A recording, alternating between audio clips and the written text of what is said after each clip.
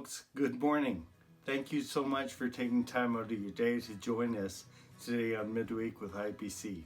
We're so glad to see you and so excited actually about the new year.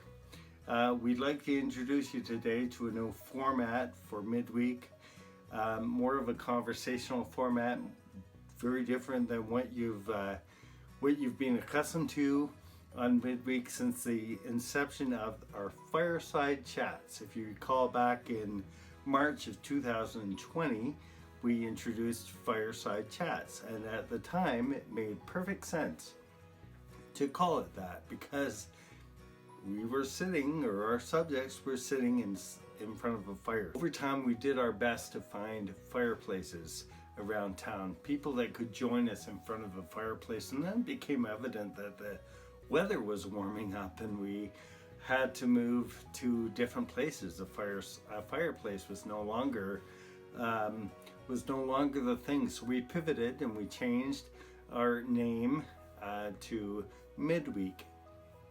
Same kind of format. You met different people talking about different subjects of interest, and we hope that you have been encouraged over the last 9 months of Midweek. 2021 came, however, and we thought, how can we hopefully level up, or how can we change our format a little bit? So today you are here with us at the inaugural episode of a brand new way of doing things here on Midweek. We've gone from more of a formal chat to more of a conversation style. I'll be your host. I'll be with you here most weeks, and introducing you to different people, usually from our congregation. But we'll be hearing stories, we'll be hearing anecdotes, we'll be hearing about God's presence in folks' lives. We'll also be hearing encouraging verses still, encouraging thoughts still. So not much of that has changed, just the format. Today we're super happy to have with us Brett Andrews. He attends IPC, you'll recognize him right away, and he works for Youth for Christ Canada in a capacity of trainer and as group leader, and we'll be asking him some questions about how he navigates as a team lead and as a person who's coordinating people around the country, how he is envisioning 2021 working. And we're also talking to Heather Bromley Little today. If you don't recognize her, shame on you. She's Pastor Chris's wife, and we're happy to have her too. Heather is a therapist, and we're also happy to have with us today Heather Bromley Little. If you don't recognize her, shame on you. If you don't attend IPC, you can be forgiven. But if you do attend IPC, you'll recognize her right away as Pastor Chris's wife. We're so happy to have Heather with us today, and she's going to share her perspective as being a therapist, a person of faith. Both these people are people of faith. You'll hear that come through in their conversation, and we hope you really enjoy being with us today. Hope you enjoy the content, and we hope that you will come back and that this will be a regular stopping point in your day on Wednesdays at 10 a.m. on Facebook and also on YouTube.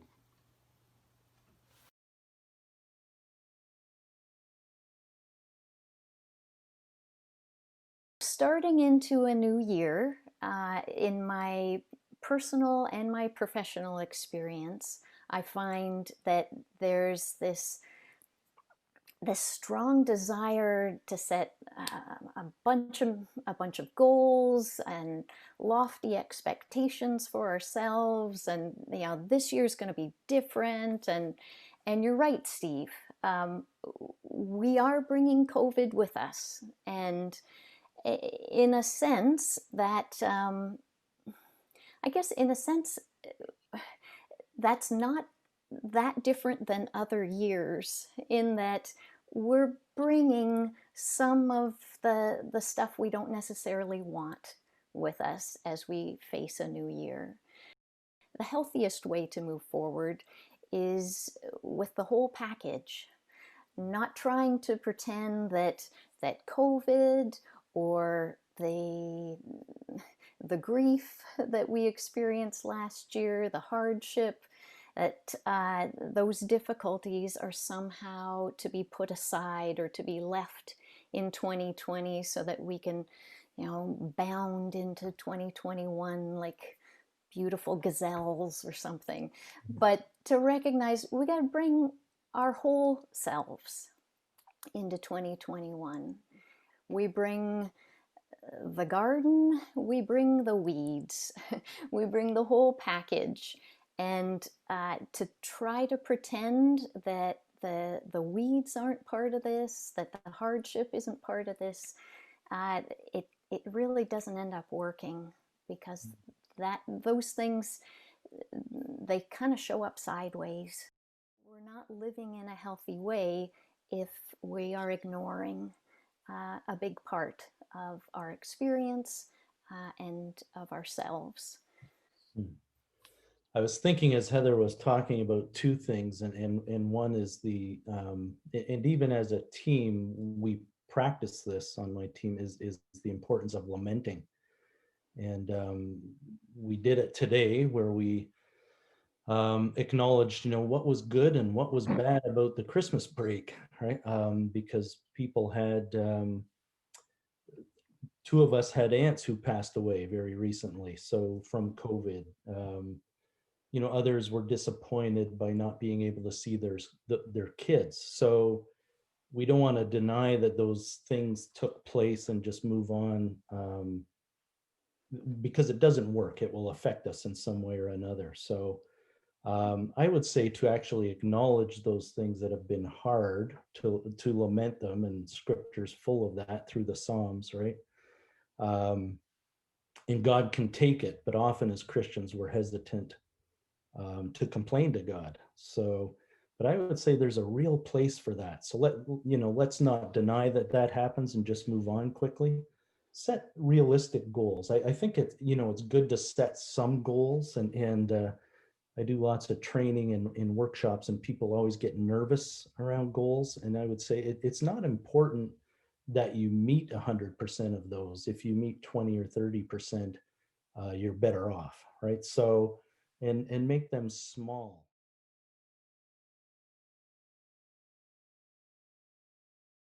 People of faith are stepping into the kinds of things that Brett was talking about, are becoming more comfortable with lamenting, becoming more comfortable with the idea that you know perfection isn't something that we will attain in this life, and that God is so full of grace and He's incredibly patient with us. So, like, we can take really small steps, empowered by His Spirit, and that's good. He's not expecting us to make these leaps and bounds. He knows we're dust. He knows all about what human beings are like, and cares for us and loves us immeasurably. All day I've had these two verses from Philippians, or two words from Philippians chapter 3 in mind, and which for me are just kind of life-shaping thoughts. So in Philippians chapter 3, verse 13, Paul talks about forgetting what is behind. And the word doesn't actually mean that it is erased from your memory. But what it means is some of the things that are in the past are remembered, but without the emotional intensity. So God, in a sense, brings healing and redemption there. So I find that very helpful. Paul says that forgetting what is behind, and then the second part of that is pressing on. And so pressing is actually a hunting term, where in the middle of the woods, you're literally putting one step in front of the other. I talked with a team member this morning, and just, she was saying, I said, how's it going this morning? And she said, well, I'm having a hard time getting back into things. And so I just said, ease in. That'll come in time. Be kind to yourself. And so I find a lot of people right now in the pandemic time are being really tough on themselves and have these very high expectations. And I think rather than aiming for spectacular things, I think it would be pretty good just to press on. So slowly and methodically. Yeah. So A really good first step involves self-awareness. So that beginning place of just noticing if certain interactions kind of sting us.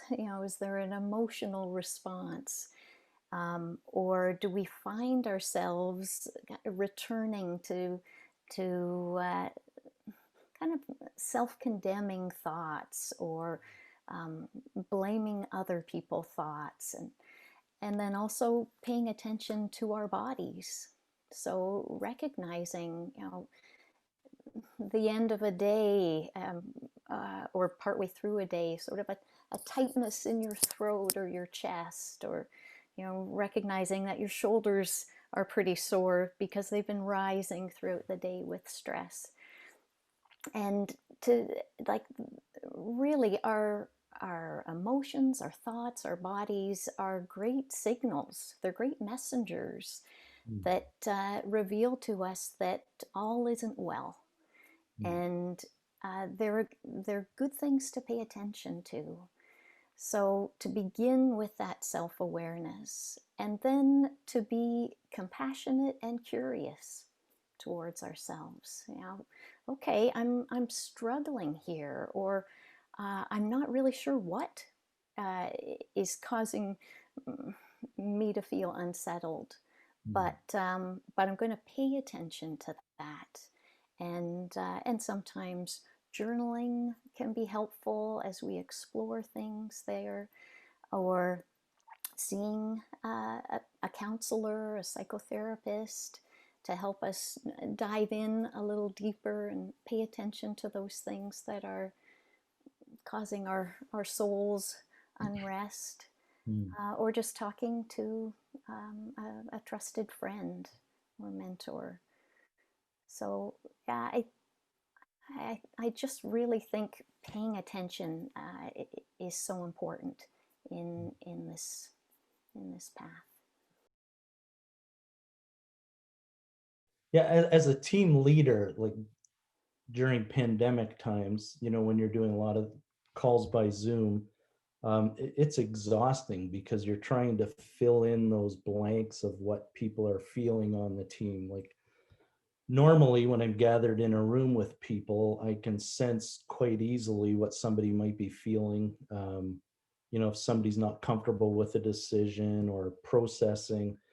But on Zoom, that's a lot harder. So my mind as the leader tries to guess what they're thinking, and that's not helpful always. So but just to pay attention, and I think to remind people on your team, my team, to remind myself of what Patrick Lencioni calls the ideal team player.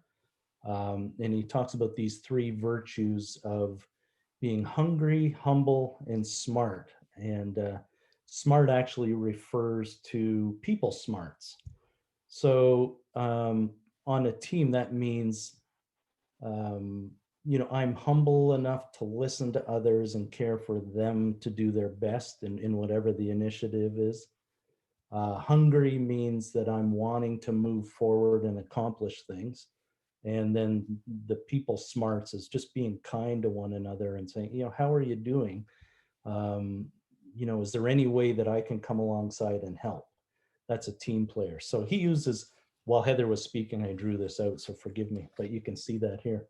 It's a little Venn diagram of hungry, humble, and smart. And so those three things together, I think are really important to keep in mind, Steve. this metaphor that I find helpful is of us, each of us having our own yard or being our own yards, and that there's all kinds of stuff growing in these yards. So we may have beautiful flower garden, we may have vegetable gardens, we may have some kind of muddy areas or a lot of weeds growing up around, or some rocks and not much happening. And really to think of our yard as the place where God lives and God is working with us. So there can be real beauty, and we need to pay attention to the good things that God is doing in us, the ways that we are growing and bringing maybe nourishment to others or beauty and goodness to others. But also to remember that the things that are growing, like the weeds, that are really taking away from our healthiness as human beings. So we look at both. To focus too much on the weeds and this frantic, I got to unearth everything and get to the roots and clean up my yard in 2021, and that's my deadline. That's just going to put all kinds of pressure on ourselves. And then to only focus on the good stuff, well, that's only half the story. And we can deny that there are other things that are needing some attention. Heather and I were talking before we got on this, and I was just talking about there's an Ignatian exercise, spiritual formation exercise called consolation and desolation, Steve. And simply put, you put a plus sign on one side of the page and a minus sign on the other, and sort of reflect on your life presently. What are all those things that desolate your heart, that move your heart away from helpful, healthy relationship with God? And what are those things that console your heart? So for me, just to give you a couple of examples, and I know this for Heather too, but walking down at the lake, that does great things for my heart, right? But then on the other side of the equation, harboring bitterness in my heart desolates my heart. So taking stock of those things and saying, what relationships console my heart, which of those desolate my heart. And it's not, the idea is we try to diminish, the desolating things and spend the majority of our time in what consoles our heart and moves us closer to God. So, and I think when we do that individually, it actually affects our team too, because those, a friend of mine calls that positive peer pressure. If we're growing and things seem to be going well, it rubs off on others. So, yeah. Thank you, you two. I've really enjoyed our time together, and I know this video will bless people, not just in the IPC family, but beyond as well. So thank you very much for your time, and just wish you all the best in 2021, Heather, as you counsel folks, and Brett, as you continue to lead your team. Just all the best.